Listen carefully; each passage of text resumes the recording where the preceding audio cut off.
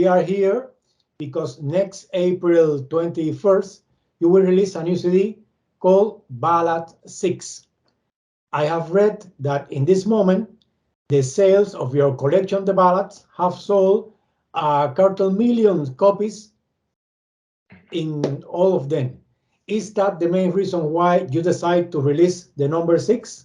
Not really, because I know that I write good ballads, and when I look at Spotify, for example, the most streamed Axel Rudi Pell songs, the top 10 list, 9 of them are ballads.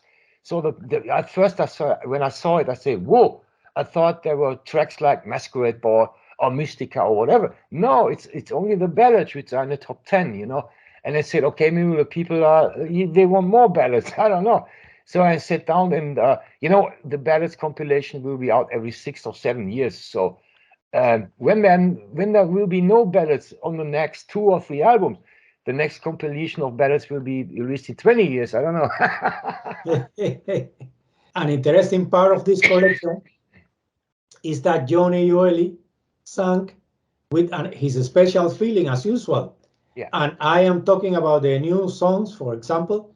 Did you give him freedom to work on the vocal lines, or you control how did he approach to these songs that don't belong to you, are covers, Diamond and Rush, or Dust in the Wind? Tell me. Yeah, I'm always talking with him before he records the vocals. I know exactly what his voice sounds like, and I talk with him. I say, Johnny, can you do it this way, whatever? And he said, Axel, I know exactly what you mean. And he starts singing.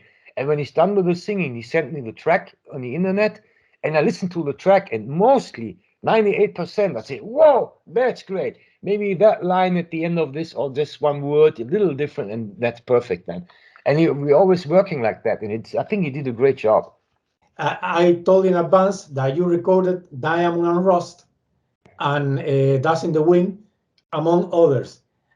Talking about Diamond and Rust, when you recorded this song, did you keep the song closer to the original Joan Baez, the Judas Priest or Blackmore Night, or did you take into account the Priest and Blackmore version, the covers that they did? So, I listened to the Priest version. I listened to the original song by Joan Baez, and I also listened to the Blackmore's Night version, which I like. Oh, they're all great, But, when we recover a song, I always tell the guys in my band that we have to put this song into the Axel Rudi Pell style, into this direction, to make a real good song out of it, where the people say, wow, this is great now, because it sounds like Axel Rudi Pell band, And we're always doing that, and we had great fun doing it.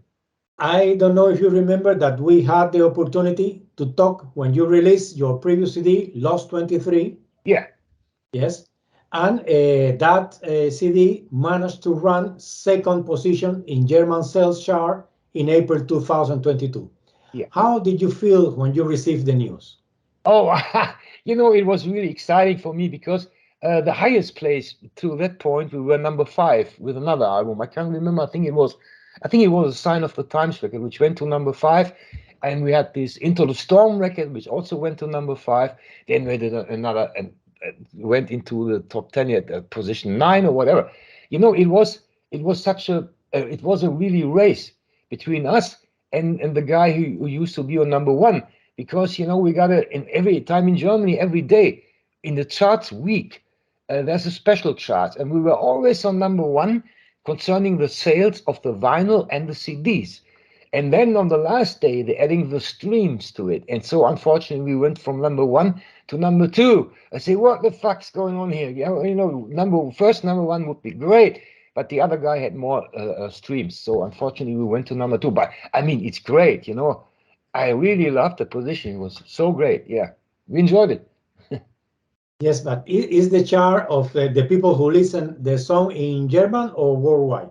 That was only the position in Germany. It's a top 100 long play charts in Germany. It's official one.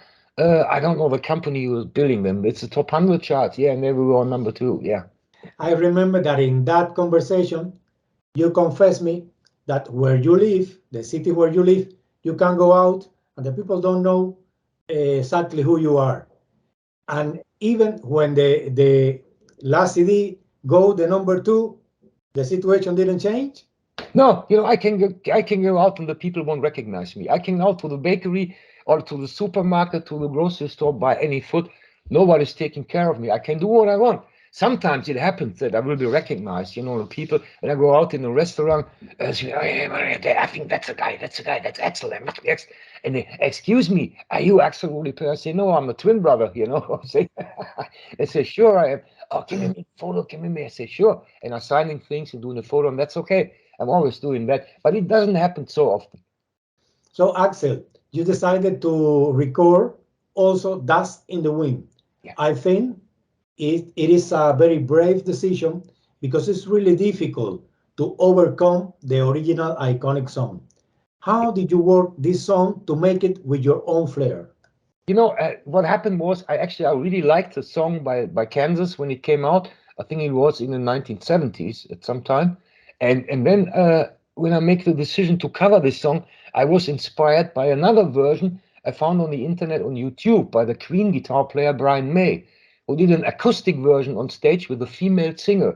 And I watched it by accident on YouTube. I said, "Whoa, that's a good idea to strip it down, And so we made a version only with an electric guitar, only with keyboard and Johnny's voice, and that's it. And he was so great. Johnny had so much fun. When he did the songs and he sent it back to me and I listened to it, I got goosebumps all over the body. I said, "Wow, you did a great job on that, man. Fantastic." Yeah. So we really loved that version. Yeah. The first song in this CD is an instrumental written by you, Revelation. Yeah. It's a special song. I think that it's really had a strong feeling. But why did you decide to start the CD with that song? Because you normally on all my studio albums I have some kind of an intro. It's an intro about 1 minute and 20 seconds or something like that, which gives you an introduction to the whole album. First, I wrote that track. I had this melody, and I said that's only an intro. Put something around, and it was like 1 minute and 20 seconds. Then I say to myself, no, I have to make a real song of it because only the main part in the middle, the chorus part, is so great. I can work around this. And then I said, okay, that's an intro, but I give it a title and I make it a little longer than a regular intro. So it became another track. I really love that song. But I didn't expect another instrumental that is Hidden Secrets. Yeah. Tell me, in this case, how do you decide that a song needs lyrics or not? Because, when I wrote that track, I always heard the first one I had was the main melody of the guitar, and it was a chorus theme. I said, I would like to play that with a guitar and not with vocals because it doesn't make sense, the whole thing. And I said, let's do another instrumental, and I built up the track, and it was interrupted in the middle. There was suddenly another rhythm guitar came in, and it had nothing to do with a ballad, but it sounded like the guitar was played over an old 1950s radio from the 1940s, really bad sound on it. And the people say, "What's that?" And then the band kicks in and it goes to a heavy rock song in the middle part where she played another solo and stuff. And then we came back to the main part, to the melody part, to the ballad song. Some people are saying, that's not a ballad. You can't put it on a ballad record. I said, because only the middle part is heavy, the rest is a ballad, So I decided to put it on like it is, yeah. Are you in charge of the lyrics or you give this job only to Johnny Joel? No, I'm writing all the lyrics by myself. Because, when Johnny entered the band way back in 1998 for the Oceans of Time record, I asked Johnny, would you like to write some lyrics? And he said, no, do it by yourself. Because he always told me, you are a European guy, you live in Germany, you did have all the castles and kings and queens and whatever. I live in America, we don't have it here. When I write lyrics, it must be around California beach girls, but this kind of lyrics doesn't fit to the ARP sound. That's the reason why he talked to me and said, please do the lyrics by yourself. Yeah. I have read that Morning Star was originally written for the next studio album announced for 2024. Now that you include the song here in Ballad 6, the Ballad 6, it will be in the next CD or? Oh, no. It will only be on the Ballad 6. For the next record, there will be brand new songs. Did you have more songs already written for the next CD? Yeah, not real songs, but I'm always writing. I have little guitar riffs. I have vocal melodies in my head. I'm always collecting little bits and pieces on my cell phone. You know, when I pick up the guitar, just playing around with it, suddenly a riff comes to my mind. Say, "Wow, this is cool!" I press the recording button on my cell phone, you know, and I record it, and then I put it on my computer. And I'm always writing little bits and pieces. And then at some point, I sit down and listen to all these pieces I have, and then I make a decision. Oh, this is great, or this is not so good. And then I put together all the real songs. So to answer the question, I don't have any new song ready, but I have so many ideas that it must be a triple album or whatever. Now that you are talking about it, do you prefer to work all together in the studio? No, because we don't actually, we won't be there in the studio all together. You know, the first thing is in the studio that when Bobby comes over, he flies over from New York, and he's in the studio with me and the engineer, and we're going through the songs. You know, I make demos at home. These demos will be transported into the recording studio, into the system, and then we listen back. And Bobby is playing to my demos, which are recorded at home. When Bobby is done, he's flying back home. And the next guy comes in, normally the bass player doing the bass part. And when he's done, the next one comes the keyboard player. But I'm always there. I'm the producer too, you know. And I say, you have to play this and that with that chord. Yeah, I know. And they play. And when the music is done, we'll send everything to Johnny, and he will sing in New York in his own studio because it's easier, you know. It cost me a fortune to fly him over too, you know. There's no need for it. Yeah. So the last guitar solo on Morning Star was recording in only one take. You usually keep the solos as you did in one take, or you are always thinking that maybe you could do it better? Oh, you know, I'm always in the studio. I'm not taking the work which I did at home. I'm always playing new, fresh solos in the studio. But at this time, for this song, Morning Star, in the end, the solo I played at home on my demo was so great and so nice, and the feeling was there that I talked to my engineer and said, "Why should I play it again, note for note?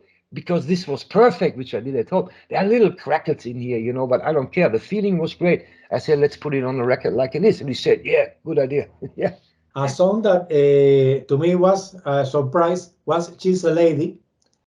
And She's a Lady was already released, but taking account is included in this new CD, I would like to ask you, it's curious that you use a lower tempo and a stronger tempo in the song, but not the tempo that the Tom Jones song. You use lower and faster. That's right. And, yes. And tell me, how did you work that song? Oh, that was really tough because, you know, when we played that song in the studio, it was like, how can we go from the slow one to the fast one, you know, to the fast part of the song? So we worked it out pretty cool, I think. The arrangement was there at first. At first, I said to myself, maybe we do it only a ballad without the fast track, you know, only the whole song a ballad. And the others say, well, maybe that's a little too boring, you know, because you can play this really cool, heavy rock guitar riff in there. I said, okay, let's do a combination of both things. You know, it worked out pretty good, I think.